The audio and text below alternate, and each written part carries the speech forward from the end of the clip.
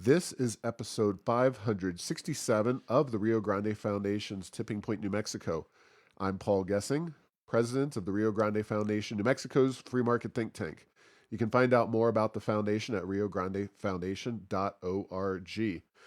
I'm very pleased to be joined for this show by return guest Mark Ronchetti, but to my knowledge, you're not running for anything at this time. So That makes two of us, Paul. yes, For now. yes, No, not right. But I did make the point that I was not coming back on this show till you had at least hit 565 episodes. And once I realized that you guys had some staying power, I've decided to come back. All right. Well, we're not the only podcast in town dealing with public policy. I was recently on your show, no doubt about it, with you, which you and your wife do, and it's kind of a family affair. One of your daughters was producing it for you. So she was the Wally Dringmeister of our show. It was good. Yes. So thank you for having me. And that show dealt with the electric vehicle issue in New Mexico, and we can certainly talk a little bit about that. But I want to focus this show more on broader issues in New Mexico politics. It was just over a year ago when, unfortunately, and to my shock and dismay, I think in a lot of New Mexicans, the voters saw fit to give Michelle Lujan Grisham a second term in office. And, I guess at this point, what did you think about that entire race just on a 50,000-foot level? Were you surprised as we were by the results? I know you were getting daily poll updates, that kind of thing, but it was a real shock to me that people felt that she was doing a fine enough job based on everything that had happened. Well, I think you have to understand that if you look at this in a broader sense, there are things that happen in a race that when you get into that race, there's no way that you know what's going to happen. The things that are going to determine your success or failure are going to be unknowable when you start that race.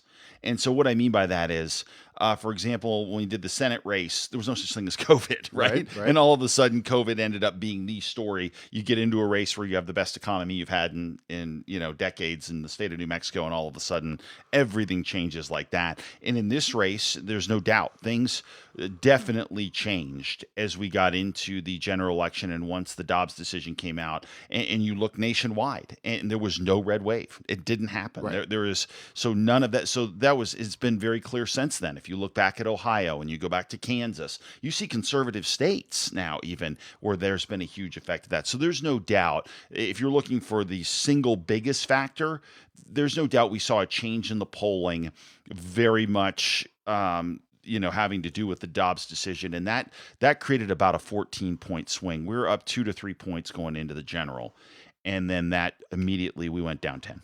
Wow. Okay. Well, that's very interesting to know, because my first question off the top of the conversation here was about the abortion issue and how that's loomed large. Of course, Ohio being one state, but you had, and this is not a abortion-oriented organization, and my thought process is not so much around this issue when I look at public policy issues, but I obviously recognize its impact in your race. And looking at Michelle Lujan Grisham's campaign, she basically ran on two things: abortion, good; orange man, bad. And that was the sum total of it.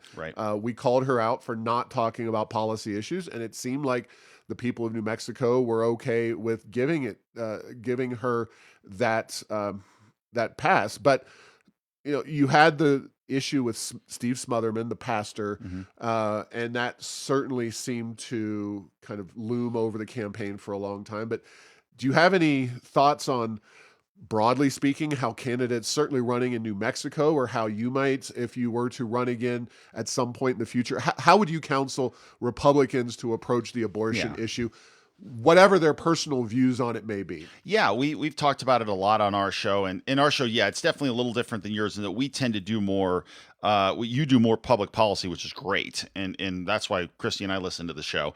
And I think we tend to do some politics mixed with culture and Yeah. occasionally public policy, right? Right. One thing we talked about with Brett O'Donnell, who is Ron DeSantis's debate coach. Okay. And so we went to DC and sat down with him, and it's something we realized too, is that in this issue, I think we as people who are strongly pro-life have to realize we have to handle this issue differently. And I think this thought process of, that we don't welcome in people and say, wait a minute, let's talk about this policy a little bit and let's figure out where we can find some common ground and start to work on things. And we tried to do that in the election, but I don't think it worked perfectly for us by any stretch, because Michelle just came out and said he's going to ban abortion. Right. Okay, well, no governor can do that. So it's a ludicrous statement right out of this. But you're relying on the voters to have Civics 101. Absolutely, you are. In any time, and this is an argument that I've had with my wife, Kristy, a bunch, which is like, if you're trying to educate voters, you're losing, right? And so that part of it's rough. And the same thing with the Smotherman stuff. I never told Smotherman that I was going to ban abortion, because I can't. I mean, it's a ludicrous statement. But I think, the point being, and this is where he and I would be on the same side, is that I think that this thought process that in New Mexico, that abortion up to birth is what people want, I don't think it is. And so our thought process was, hey, look, let's try to find something where we can get something closer to where people are, and to be able to say, okay, look, I know that it may not be where I am, but I think most New Mexicans can agree that abortion up to birth is way out of line with our values. And so start there, and then start working on that with people, and start working on hearts and minds of people. And I think this thought process of, this thought process of it's our way or the highway. Well, if it's our way or the highway, it's very clear. It's now the highway. Okay. Right. So we need to realize that, and realize that I think we can reach somewhere that is much more in line with our values than where we are right now. So I completely agree with that, but I'm looking at it through the lens or the eyes of a pro-abortion person who hears you say, this is where we can go, say 15 weeks. And they hear slippery slope. If he gets a Republican majority, then it's 10 weeks, then it's 5 weeks, and then it's completely no abortion. What do you think? And this is just spitballing. I've talked to a few people about this, about Republican candidates in New Mexico saying, I am pro-choice, but there are restrictions. I'm pro-life. There are restrictions that I would include in that, in terms of the time duration, those kinds of things.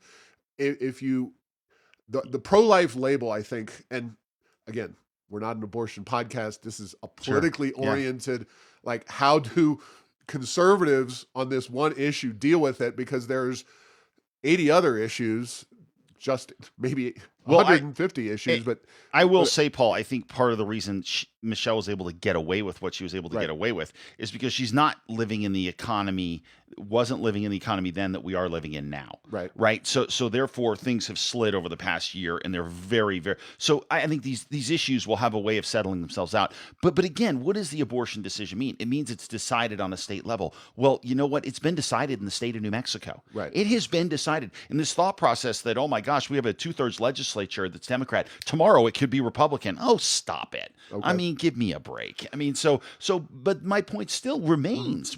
Forget the legislature.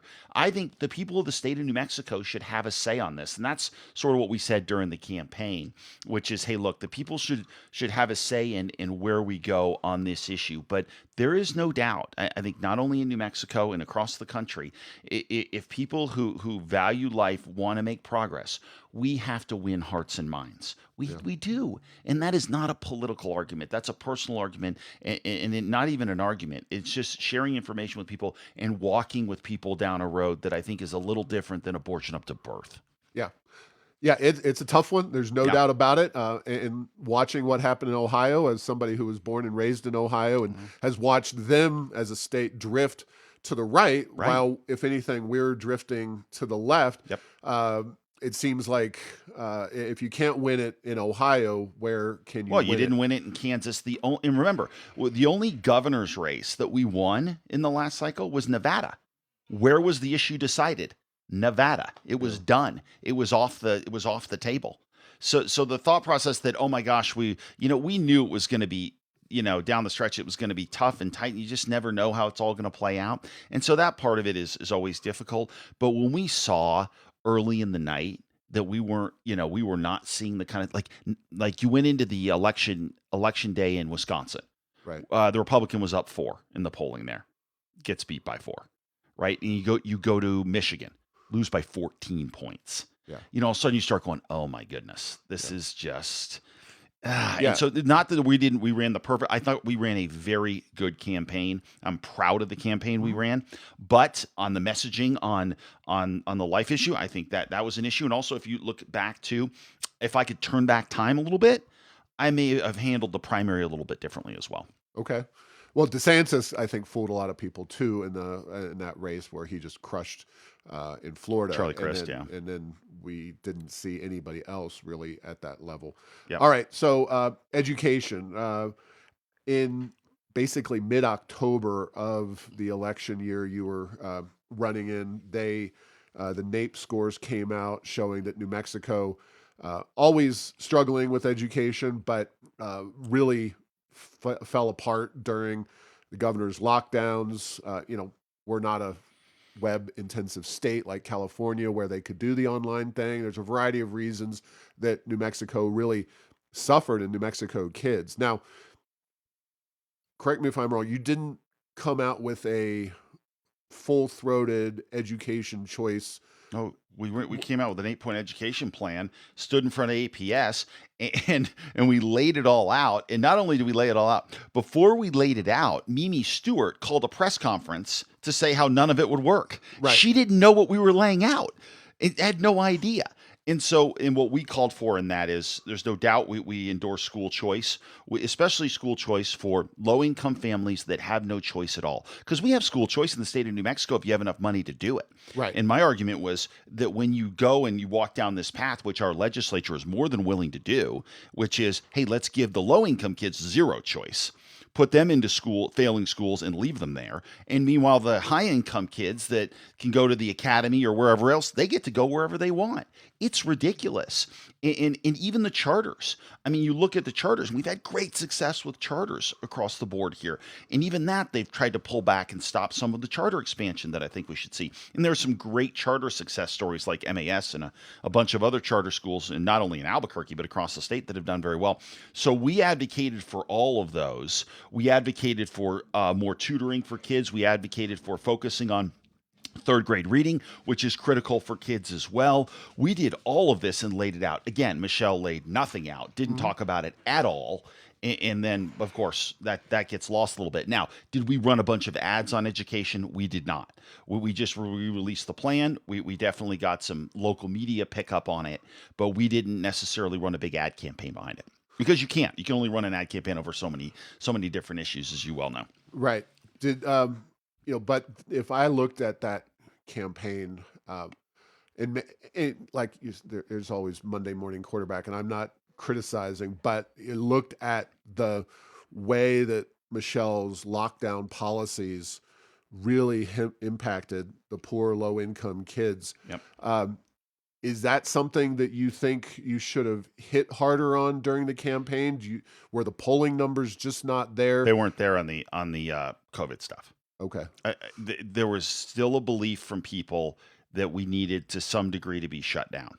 Not necessarily everybody, and so there's only so much of that.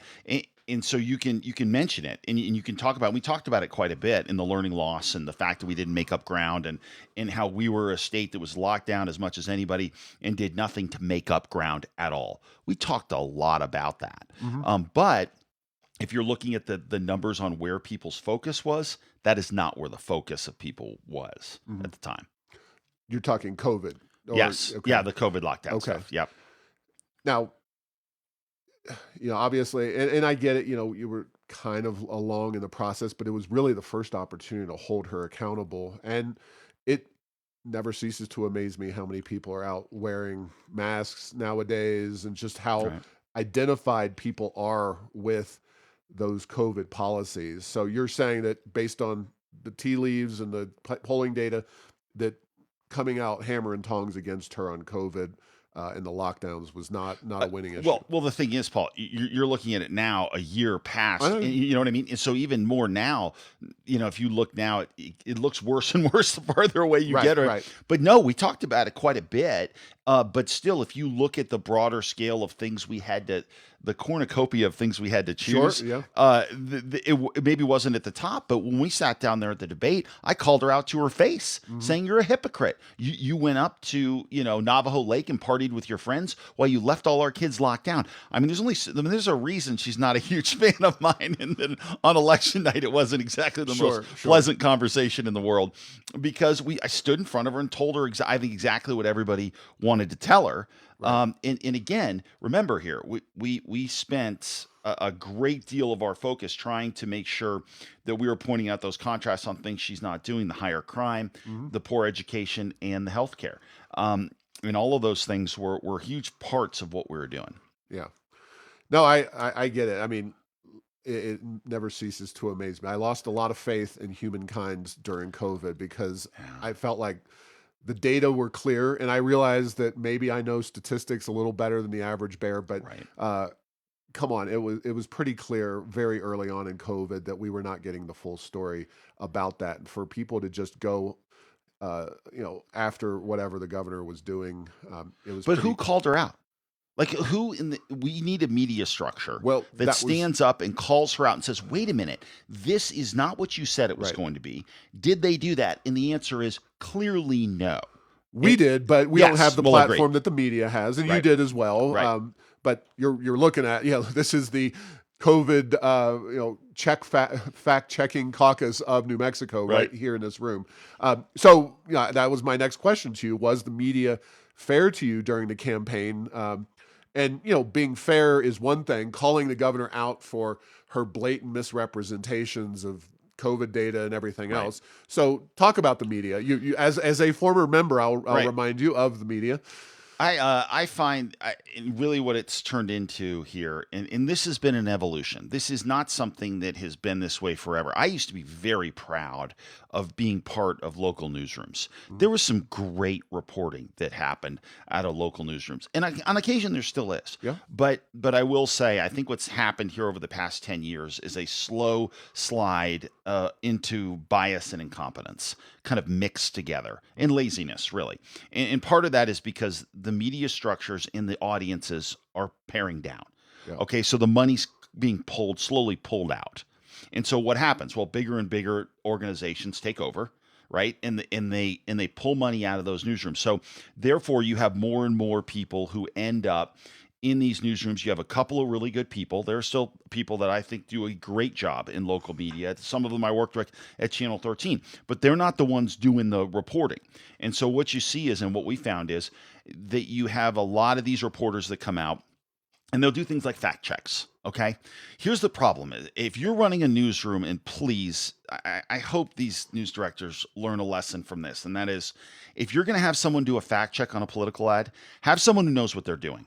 Because when we put that ad together, we have lawyers look over it. We go through every last thing. Describe to the look. ad real quick. Well, let me give you one example, which is, there's multiple examples of this. Okay. When we said the governor was continually releasing people early from prison Right. because of COVID.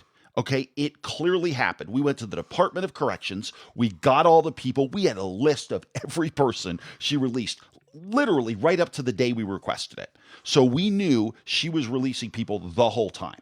So we put out the ad. All of a sudden, Channel 13 has some kid, I don't even know who this kid is, does a fact check saying, no, Mark Ronchetti's not telling you the truth. She stopped doing this over COVID. He had no idea. He had no clue. He just got a call from her people that said, hey, that's not true. Right. And he went with it, right? He has no clue. So then he had to backtrack and say, oh, wait a minute. Turns out she is still releasing people, right? Stuff like that, where you go, you have no business going and saying our ad is wrong. And so if we get an ad wrong like that, we've got to pull the ad. And that makes me look bad. It makes the campaign look bad. And so you have more. Channel 4 did it too. They had to go backtrack on the fact check they did on us because they didn't do it right. Channel 4 handed over the debate questions to Michelle in 2018, right? They literally had an employee give Michelle the questions. We found this out. So then we went back to Channel 4 and said, hey, did you give her the questions in 2022 as well? And Channel 4, what do? They turn it back on me and they're mad at me, right? They're saying, how dare I say this? How dare I say this? How dare you hand questions to Right. so all these things where you start looking at it and going, my goodness, what are you guys doing? And then not calling into question and not holding power to account. And I think that's what's the most concerning thing to me. It has nothing to do with Republican or Democrat. It has to do with, as a media organization, you have to hold power accountable. If you don't, power rolls over you and there's a vacuum and the power will take more power. And media in this state right now has zero power because they've handed it over to the people that are in office. And that is a dangerous thing to do.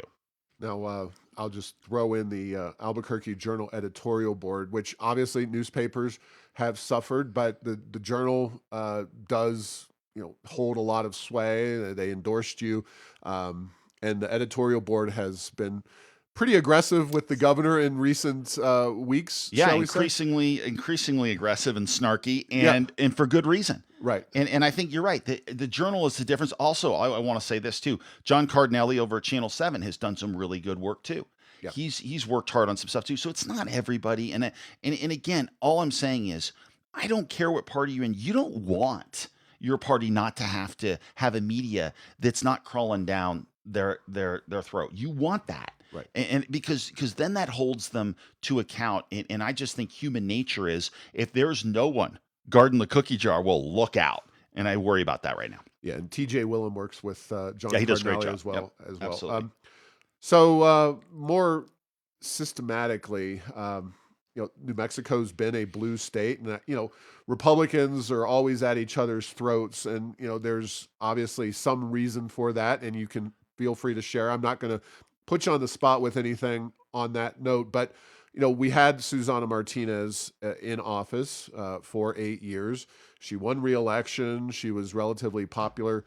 I'll be frank. How important is having Martinez as your last name, a Hispanic last name, versus an or a Italian last name in your I case? don't know that.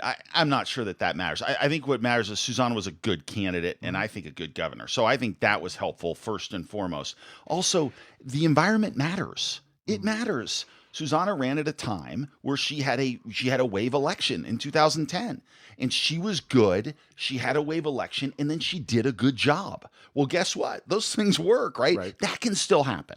That absolutely, to me, can still happen. Good candidate, good environment, and if they do a good job, I think they'll be reelected. So I think she's a tale of what can really happen. Now, when Susana got in that race, did she know that it was going to be a big time wave election and a good election for Republicans? No, she couldn't have known that at the time. And when Susana started that race, she was not the great candidate that she was, as by the time she ended it. So she did a lot of good things and deserves a lot of good credit for them. And so I just think there are things that have to line up. And sometimes those situations, they don't line up the right way. Yeah. But remember, New Mexico too, we lose that race by 5-6 points, right? This isn't California. Mhm. This isn't 30 points.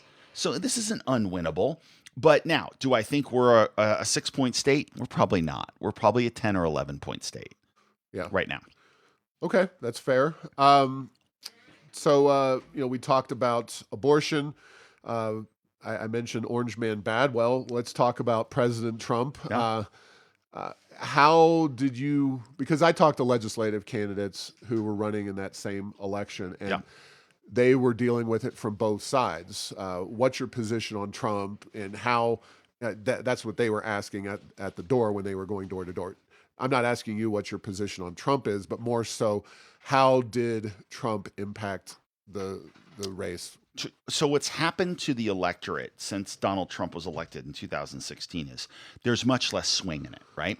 There's much less of, hey, I'm going to vote for Susana for governor, and I'm going to vote for Tom Udall for Senate, right? Or even go back a little further, more applicably is probably, I'm going to vote for Bill Richardson for governor and Pete Domenici for Senate, which used to happen in a pretty big way, Sure, right? yeah. That swing is gone.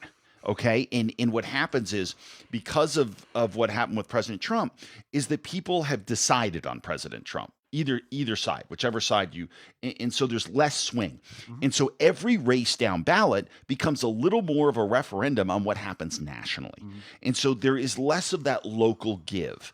That's something that I do think eventually will return as well. But right now, it makes for less swing across the board. So it's tough to outrun them, Fair enough. right? It's tough to outrun him as a candidate. And so when we ran for the Senate, we outran the president by 5 points in the state of New Mexico, which is the fifth highest margin in the country.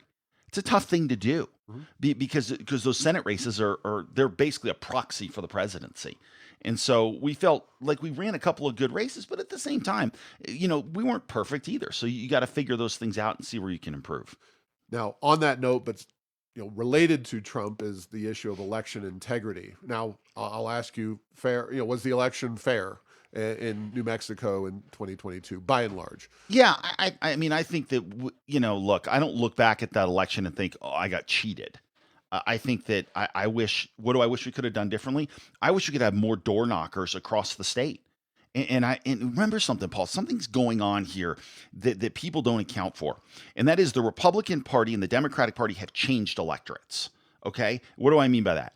I mean they used to have a Democratic Party where they would turn out on the big presidential years, right? Mhm. They would turn out on those big Yep. presidential years, and in the off elections, those were always dominated by Republicans. Yep. What happens now? Flip it, right? That all of a sudden these smaller elections, they're dominated by a Democratic Party that gets their turnout machine going, right? More of the elite voter, and it is the elites are now Democrats. Right. Now, your garden variety working class voters are Republicans. They show up during election years, especially during presidential years. So we've got to spend the time and the work to get people out in those alternate year elections. And then the best part about it, though, is we are a working class party. And that needs to continue to be the case. And I think that's a great place to be.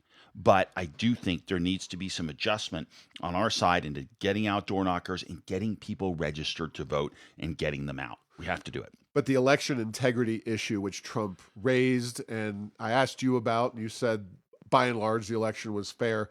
I heard from a lot of people, and certainly Lee and Eddy counties, Otero County was a hotbed of that kind of rhetoric with Coy Griffin and those folks down there. Do Well, you feel like I don't know what he's saying. I'm not a fan, so I don't know what he says. But But you think people stayed home because of that issue at a I large don't level? I don't think no. I think the numbers we looked at showed a couple things. I think number one, Republican turnout wasn't bad. We need it to be better, though. We just need it to be better. Yeah. I mean, we need to make, and that's where you just work and get more people out to vote. So that's part of it. And then the other part of it was a lot of independents did not vote. If you started to look at the real numbers, where people didn't vote was the independent vote. And when we went back and looked at that, that's where some of the issues of, how the abortion thing played out were an issue with independent voters and just not voting at all. But there have been long documented, and I could go back to Yvette Harrell's first election campaign in Lee and Eddy County. Now that potentially was because Monty Newman was the mayor down there, and she ran in a primary. I don't know. I know. But You get into these small ball explanations. I don't believe in them. I think these are remember, these are statewide races where the wave of either good or the trough of bad tends to be things that are bigger across the board than what people account for. So again, it's one thing if you're talking about a few hundred votes or you're talking about a few thousand votes. When you're talking about 10, 20,000 votes, start getting up in there. Again, there are things we can do to help that process. I think they're bigger things. They're getting people registered. They're getting people out to vote. I don't think you're necessarily talking about crooked elections. so redistricting didn't depress turnout because they were split in southeast New Mexico. Well, look, I thought what they did with redistricting was ridiculous. Okay, it's a Right. complete gerrymander. Again, this is where zero accountability hurts because, and you've seen it in other states as well on the other side. So it was a complete gerrymander, but that's not a reason for people not to vote. And so to me, I don't use that as an excuse. Fair enough. Yeah, I mean, you just look at Lee and Eddy counties in particular. And No, nobody has look, more to lose. There's no doubt. I agree. And so that to me, if I could if I could turn back Yeah. time, I'd say, Paul, I'm going to need another $4 million, and here's what we're going to do. We're going to go down to Eddy and Lee County and Chaves County and all the way up into Curry and Quay counties and spend our time on the ground registering people to vote a year in advance, Right. making sure they know where they're going, get buses to get people in and out of there, and get them going. That's the stuff that's got to happen in 24 and 26. But when you don't have a presidential, right? You don't have that groundswell of people getting people out to vote and doing the things that need to be done. And not only that, remember, when you're talking about the money on all this, we raise more money than anybody's ever, raised for a gubernatorial race like this. But you got to remember that the outside money that came in, that stuff matters. I mean, you have to be able to fund these campaigns. And right now, whether Republicans want to admit it or not, the Democratic Party has a dark money machine that is unrivaled. Yeah. I mean, the DGA came in here, Democratic Governors Association. They spent $13 million in the state of New Mexico. They never thought they were going to have to do that, right? But they did. They absolutely had to do it because we raised as much as she did. And then they came in with 13 million. Now the Republican Governors Association came in with about half that, right? But that was very generous on their part, I thought. So, but those are things. Just remember, these are numbers. These things matter. And so you have to be able to realize that if you want to win some of these races, we got to start 2 and 3 years ahead of the whole deal. Sure.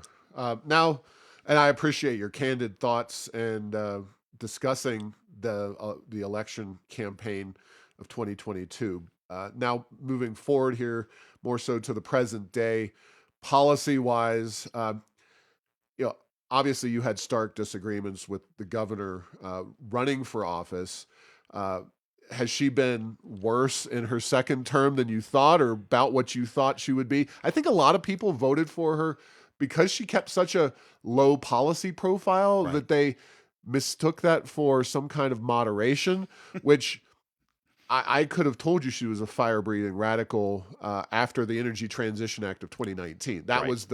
That was when the shoe dropped for me, and then it became personal when she locked kids out of school in COVID. That meant Right. my kids' school was shut down. But do you think she was kind of as advertised or expected the way she's done things? I think it's been even worse than I expected. But I think what I worry about with her is the isolation. I think it's an isolating job, mhm, and I think she isolates herself. And I think the Second Amendment, mess yeah, was a great example of someone who doesn't have good counsel. Someone who says and wants to, instead of doing what needs to be done to keep violent offenders behind bars and to do the hard work of passing legislation and using legislation we already have passed to keep people behind bars and to make this state safer, you go for a talking point. You go for a hey, I'm going after guns. Let me check the box here. Let me see what the national folks think of this. And instead of sitting down with good, smart people who say you're going to get destroyed on that, um, she didn't listen, and so that to me is really frustrating. And I hope she learns from it. I do worry too that as you keep going down this is the accountability portion of this. Like the longer you go with someone who does not feel they have to answer to anybody ever, well, then what do you think you're going to get? And even you could see it on election night. I mean, as we got up and I stood up and I just said, hey, don't lose faith in New Mexico. And she came out and just said, oh, she made all these jokes about weatherman and everything. It's like, come on. I mean, you got to be better than that for the people of your state. I hope she gets better than that. But Paul, you're right. I've seen a lot of things right now where it's frustrating to me, and it's frustrating to look back and think of how different things could have been. well, the gun thing really highlighted to me that, but as well, also the vetoes of the tax bill in the wake of the Right. 2023 Yeah. session. You expect somebody in that position to call up all the members of the electoral coalition. You expect her to reach out to the AG, to Mayor Keller, to the Bernalillo County Sheriff's Office, to APD chief on the crime issue, or the Democrats in the tax writing committees who put that 37 provision boondoggle together. It wasn't a good bill. Right. And then she vetoes all but 4 provisions, making it a slightly smaller crap sandwich than it was before. But Right. it's uh, it's clear that she doesn't have honest and frank Right. conversations with people in her own party, in her own group. It was interesting. I had a conversation with Susanna a while back when I was running, and I sat down, and she was really helpful and just kind of being somebody who could kind of tell you what's going on and just give you an idea of what the job is like. And one thing she said, which always stuck with me, was, and it's one of the points I've made, I just made it, which is that it's an isolating job as it is, and on its best day, right? But if you're somebody who kind of looks at like me against the world, and I know better, or I've dealt with these people and I don't feel I can trust them, or whatever it is, right? You tend to insulate yourself. And then when you do that, and there's no structure like a media to be able to say, wait a minute, even if you go back to all the issues she's had and has never really answered for any of them, right? And she thinks, well, what's the downside? Well, why do I have to let people in to listen here? Why do I have to moderate? Why do I have to pull back on the yoke? I don't. There's nothing that's ever happened to me to tell me that I have to pull back on the yoke. And so because of that, you get somebody who goes and makes decisions that I think, I mean, the frustrating part of this is, and you talk about this all the time, we have a government in this state that's so rich. Right. And you have people who struggle just to get to the end of the month.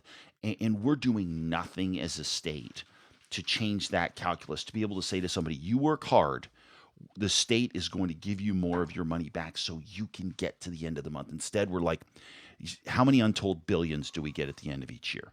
It's heartbreaking to me. Yeah, I just drove down over the past weekend to Scottsdale for my daughter's 8th birthday, the Great Wolf Lodge. Oh, yes. Indoor water park. Absolutely. Been to the Colorado Springs version. Yeah, and there was just driving I-40, with all the money the state has, you would think we would have a beautiful road. I mean, that is one of the biggest east-west arteries in the nation. It's also getting dangerous. It's not well maintained. It should be a 3-lane road at least. And it's just something that you can save lives, improve all kinds of things about New Mexico by focusing on that as a one-time project. I mean, obviously you have to maintain it, but just expand it, make it better, improve safety. And the logic or whatever calculations she makes do not compute to somebody like me, and clearly to you. And well, yeah. And if you're talking, there's obviously a marrying of federal dollars there and state dollars, but the same point you're making can be made down in the Southeast too, right? Yeah. I mean, think about how much revenue comes out of there, and then state roads down there are not maintained like they should be. And some of this is, I worry that we have this division of rural New Mexico and then Albuquerque, Santa Fe, and Cruces, where that has to go away. We have to realize that we are a state that we've got to care for the whole state, and we have the money to do it. And that's the part where I really do think if we don't take our tax code and start to reform it and start to adjust it and start to make this a more prosperous place for working families, I worry that that's gonna continue to be a major league issue, and then the things that need to be addressed don't get addressed. Yeah, and she seems to be very much focused on Santa Fe, Albuquerque, and Las Cruces, with the rest of the state can basically pound sand as far as I've seen from this governor. So, right. Well, I mean, I hope that's not that, but again, that's that division, right? Where you the EV mandate is that kind of policy. I mean, it's just outrageous. I mean, as you and I talked about on our podcast, it's just craziness. I mean, the numbers are crazy; they don't work, and that's the part that you wait for. How's this all going to play out? And is this just going to be an eye roll, or is this going to be an economic toll, really inflicted on the people of this state? I worry about gas-powered cars. What's the price going to be of a used gas-powered car coming up in 2028? Yeah, because that's a huge concern. All right. Well, we are almost to the end of our time. I should have asked you at the outset, aside from the podcast, what are you up to these days? Because obviously the podcast has seemed to got great traction, and of course you have amazing guests on there. So unbelievable. I know, just phenomenal people, the best people, the best. I'll tell you what, it's incredible. So we're trying to get Trump. I don't know if we're gonna get him. I don't. Oh boy, I know it's tough. I don't know. But if we're gonna get him. I mean, as a podcaster myself, I know that podcasts are not lucrative unless you reach Joe Rogan status. So, right.